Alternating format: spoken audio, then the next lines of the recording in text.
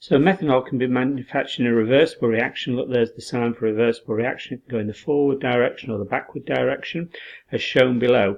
So what normally happens is you normally add the two reagents together and you don't end up with any product at the beginning, and at some point then dynamic equilibrium is reached. Dynamic equilibrium, sometimes just called equilibrium, but it should be called dynamic equilibrium, means that the concentrations of the reactants and the products no longer change. The concentrations no longer change of anything in the reactions or reactants or products, and the rate of the forward reaction, the rate of the backward reaction is equal, and at that point you've got dynamic equilibrium. State and explain the effect of using a catalyst on the yield of methanol.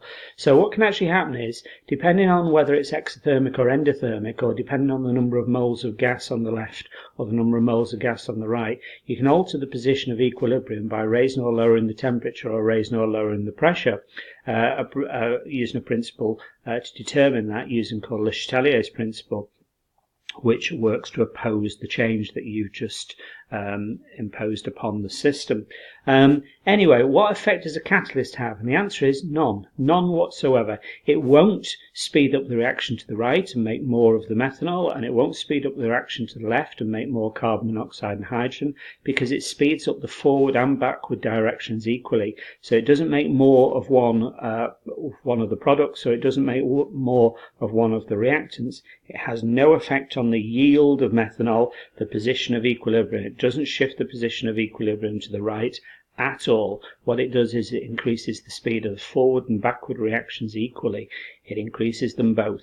Give an expression for the equilibrium constant Kc for this reaction. So it's the concentration of methanol on the right divided by the concentration of carbon monoxide on the left, and the concentration divided by the concentration of hydrogen. That's to the power 2 because it's got a 2 in front of it. The mixture of carbon monoxide and hydrogen is allowed to reach equilibrium in a container of 250 centimeters cubed at a temperature of T. So 250 centimeters cubed, divide by 1,000 to turn centimeters cubed into decimeter cubed, 0.025. At equilibrium, the mixture contained, so we've got the moles of each of them. So the first thing to do is, if you're going to work out Kc, you've got to turn moles into concentration. Concentration equals moles divided by volume, so concentration is moles divided by the volume. So I take the 0.340 carbon monoxide divided by 250 centimeters cubed in decimeter cubed is 0.25. 3.40 divided by 0.25 will give me the concentration of carbon monoxide. 1.90 divided by 0.25 will give me the concentration of hydrogen, and 0.051 divided by 0.25 will give me the concentration of methanol. And then I put those into the equation in the right place, and I work it out, and the answer will be 0.311. Sometimes you can get away without actually dividing by the volume, and you can just use moles instead of concentration.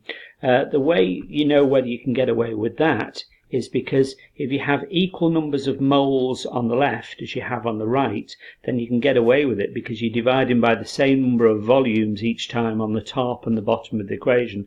But in this case we can't get away with it because we've got 1 mole of carbon monoxide and 2 moles of hydrogen. So we've got 3 moles on the left, 3 moles of reactants, and only 1 mole of product, methanol. So we need to use volume in this equation for this one.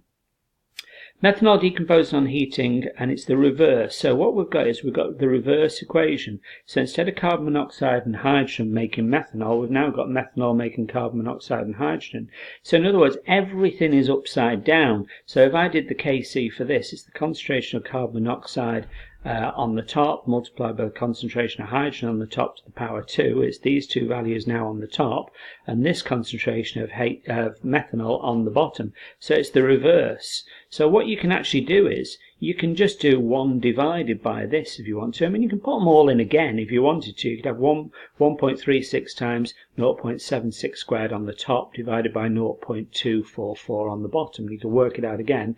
Or if your maths is strong, you can realize that actually it's just the other way up. So instead of 0.311, it's 1 divided by 0.311. So whatever your answer is to here, 1 divided by that, or you can put all the numbers in again and it comes out as 3.22.